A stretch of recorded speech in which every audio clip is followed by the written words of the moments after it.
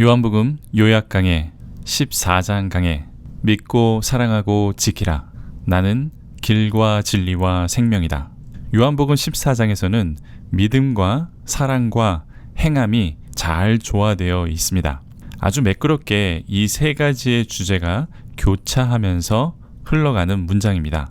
이러한 내용을 잘 모르고 읽으시면 주제가 계속해서 바뀌는 것 같고 집중이 되지 않기 때문에 내용 파악에 어려움을 겪을 수 있습니다.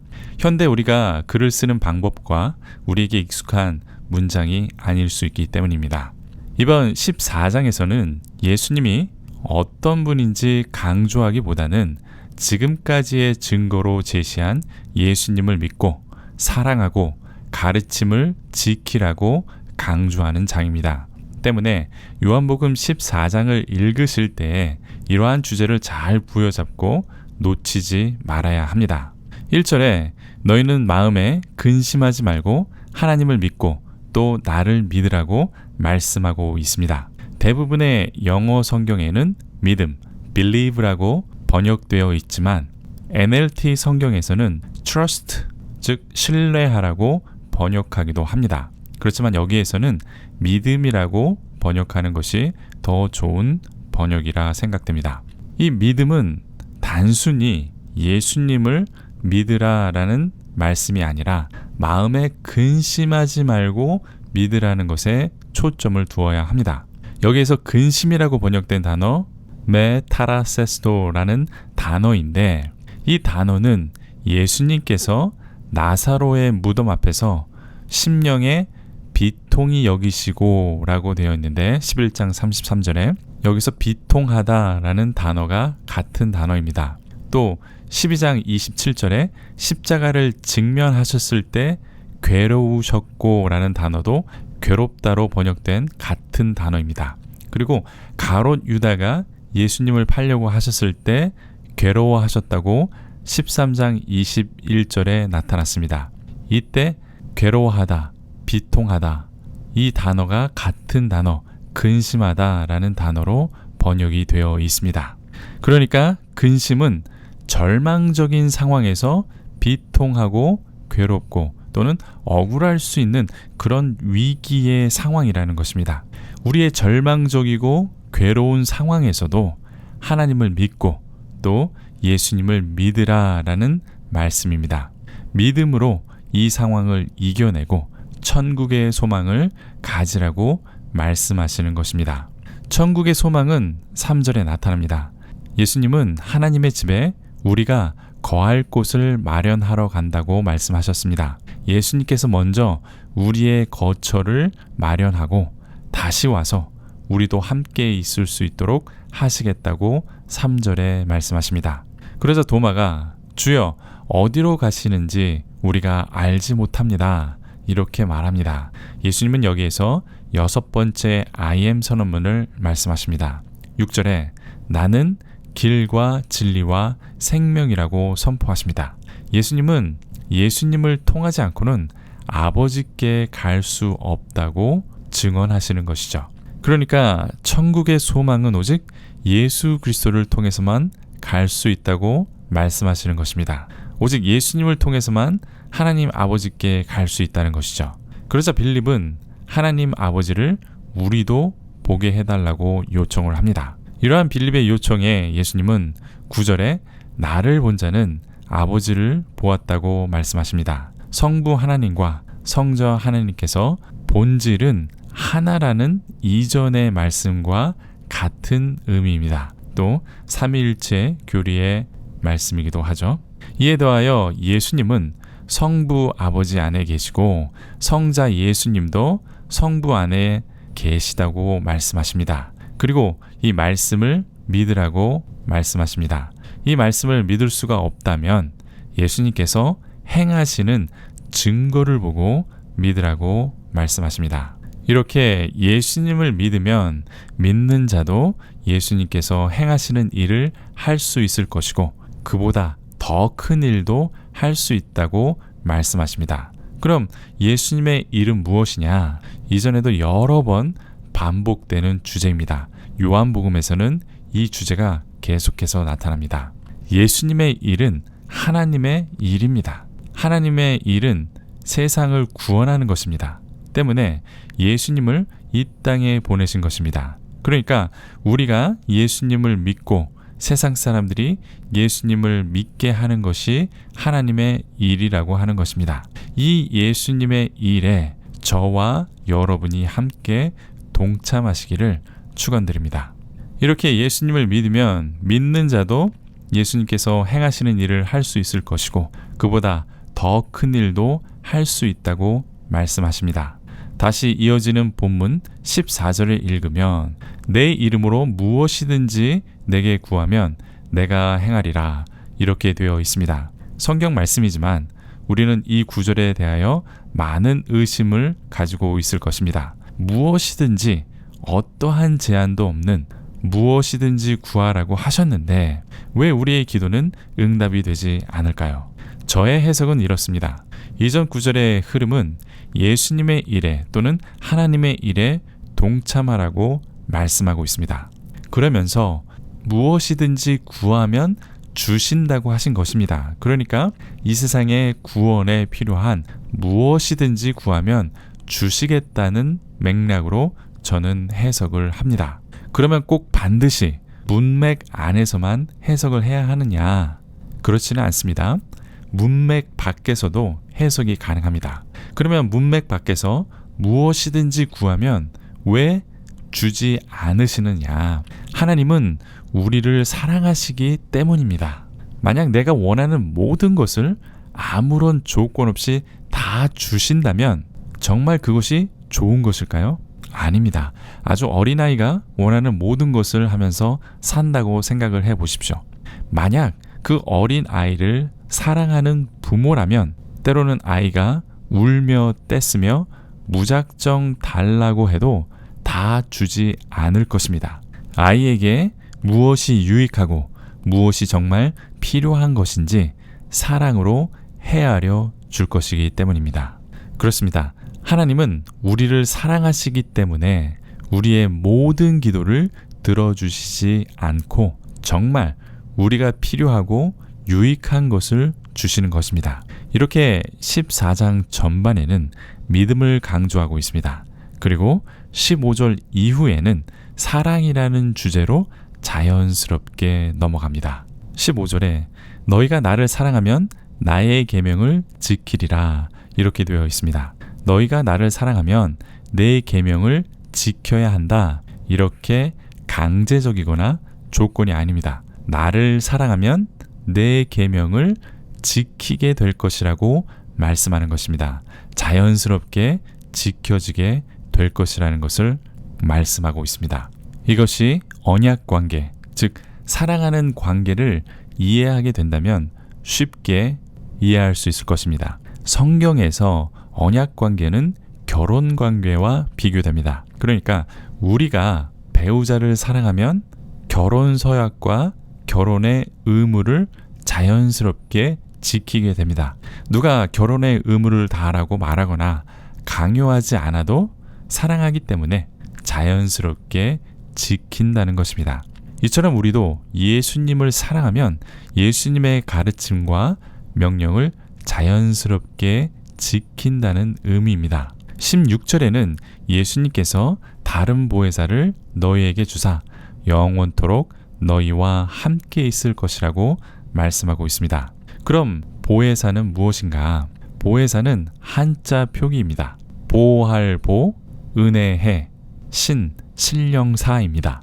이러한 한자 표기인데 그런데 사라는 단어가 흔히 스승사라고 번역하기도 합니다.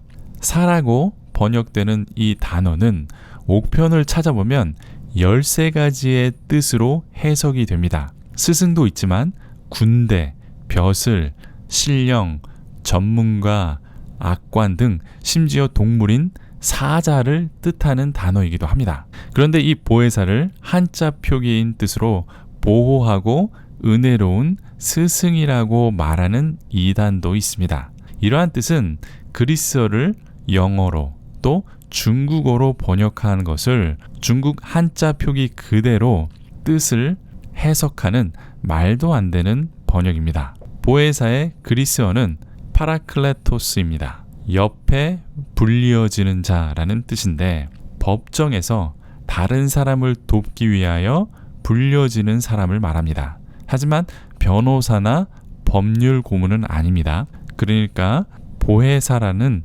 단어적인 뜻은 세상을 상대로 도우시고 대변하고 함께 있는 분이라는 뜻이 됩니다. 그리고 16절에 다른 보혜사를 보내주신다고 했습니다. 여기서 다른 분을 보내준다는 것입니다. 요한일서 2장 1절에 보면 만일 누가 죄를 범하여도 아버지 앞에서 우리에게 대언자가 있으니 곧 의로우신 예수 그리스도시라 이렇게 되어 있습니다. 하늘에서 우리의 대언자, 즉 우리의 보혜사는 예수 그리스도입니다. 그리고 다른 보혜사, 이 땅에서의 대언자이시며 우리를 돕는 분은 바로 성령님이십니다. 이렇게 이해하시면 됩니다. 또 보혜사는 진리의 영이고 17절에서 말씀합니다. 세상은 알 수 없지만 우리는 이 진리의 영을 알고 우리와 함께 하시는 분이며 그리고 우리 안에 계시는 분이라고 말씀하십니다. 우리를 고아처럼 홀로 남겨두지 않고 보호자의 역할을 하시는 진리의 영이 보혜사, 성령님이라고 말씀합니다. 이처럼 성령님을 통하여 우리와 함께 하실 것이고 우리 안에 거하실 것이라고 강조하고 있습니다. 특히 20절에는 성자 예수님은 성부 하나님 안에 계시고 우리는 예수님 안에 있고 예수님은 또 우리 안에 있다 이렇게 말씀하십니다. 이제 다시 15절에 말씀하신 사랑과 계명에 대한 말씀을 21절에서도 이어갑니다. 예수님의 계명을 지키는 사람이 나를 사랑하는 사람이라고 말씀하십니다. 또 예수님을 사랑하는 사람은 성부 하나님께 사랑을 받을 것이고 예수님도 그 사람을 사랑해서 그 앞에 나타내신다고 되어 있습니다. 그러자 가롯 유다가 아닌 같은 이름의 예수님의 제자 유다가 예수님의 말씀에 오해를 합니다. 22절에 예수님은 우리에게만 나타나시고 세상에는 나타나지 않는다라는 오해를 합니다. 왜냐하면 19절에 보니까 예수님께서 말씀하시길 조금 있으면 세상은 다시 나를 보지 못할 것이지만 너희는 나를 볼 것이라고 말씀하십니다. 이 말씀에 오해를 한 것이죠. 유다는 온 세상의 메시아로서 세상에 드러나고 온 세상이 예수님을 보아야지 왜 우리만 볼 수 있습니까? 이렇게 질문한 것입니다. 유다는 아직도 이스라엘의 독립과 이스라엘의 왕으로서 예수님을 말한 것입니다. 그렇지만 지금은 그때가 아니고 십자가에서 죽으심으로써 예수님은 온 인류의 메시아로 온 세상을 구원하실 일이 먼저입니다.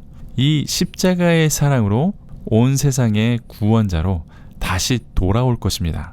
또 온 세상의 심판자로 마지막 때에 돌아올 것입니다. 그때까지 보혜사 성령님이 함께 하실 것이라는 설명을 계속해서 못 알아듣는 것을 이렇게 보여주고 있습니다.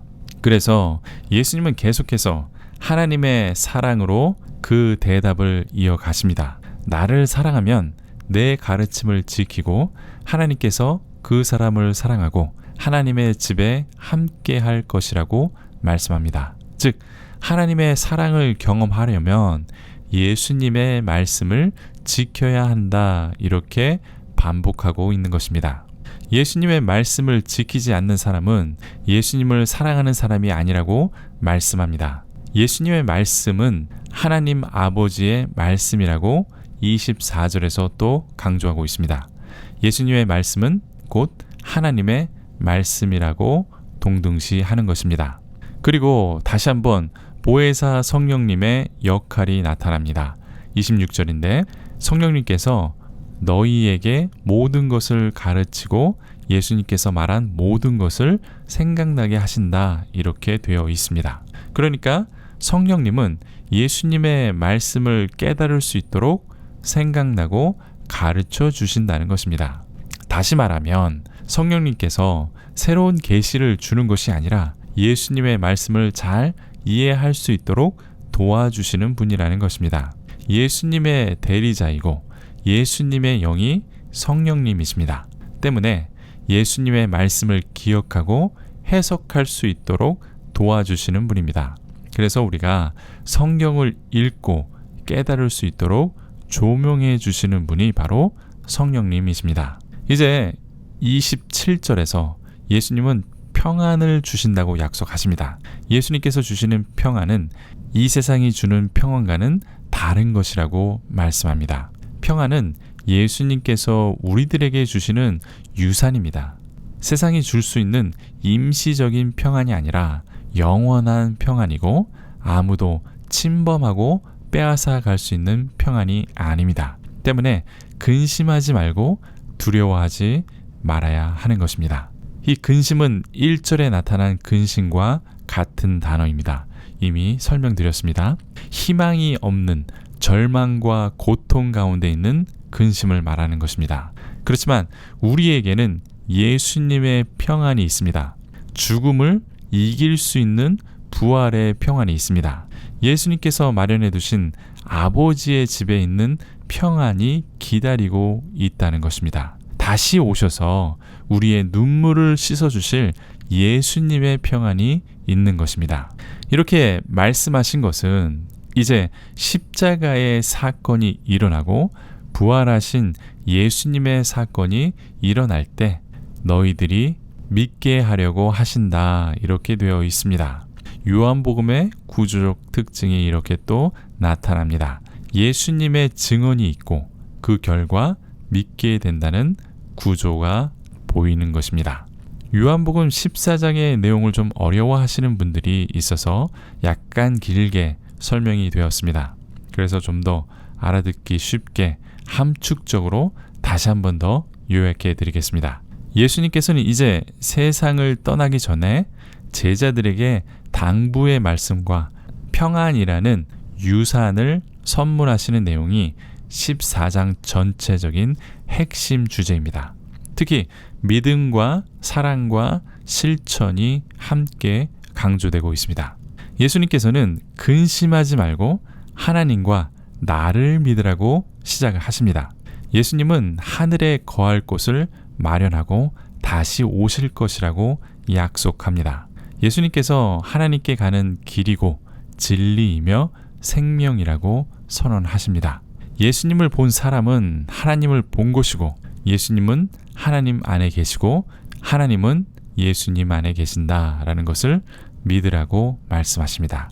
이 예수님의 증언을 믿지 못하면 예수님의 증거를 보고 믿으라고 11절에서 강조하십니다. 이제 예수님께서 하나님 아버지께 가도 내 이름으로 무엇이든지 구하면 주신다고 약속합니다. 그리고 나를 사랑하면 내 계명을 지키게 될 것이라고 말씀합니다. 다른 보혜사, 즉 성령님을 주셔서 우리와 함께 하신다는 약속도 하십니다. 보혜사는 진리의 영이고 우리와 함께 하시며 예수님께서 아버지 안에 있고 우리가 예수님 안에 있으며 예수님께서 우리 안에 있다는 것을 알게 된다고 하셨습니다. 보혜사는 예수님의 말씀을 기억하고 가르치시는 분입니다. 이렇게 예수님은 하나님께 가시지만 세상과 비교할 수 없는 평안을 우리에게 주신다고 약속하셨습니다. 여기까지가 14장의 내용과 요약이었습니다. A. 예수님의 존재와 증거. 14장에서 예수님은 주, 나는 길과 진리와 생명이라고 이렇게 말씀하십니다. 또 나를 본 자는 아버지를 보았다고 9절에서 말씀하십니다. 다른 보혜사 16절에 나타나는데 예수님이 보혜사라는 의미이기도 합니다. 이렇게 예수님이 어떤 분이신지 직접적으로 말씀하고 있는 구절이 이렇게 나타납니다.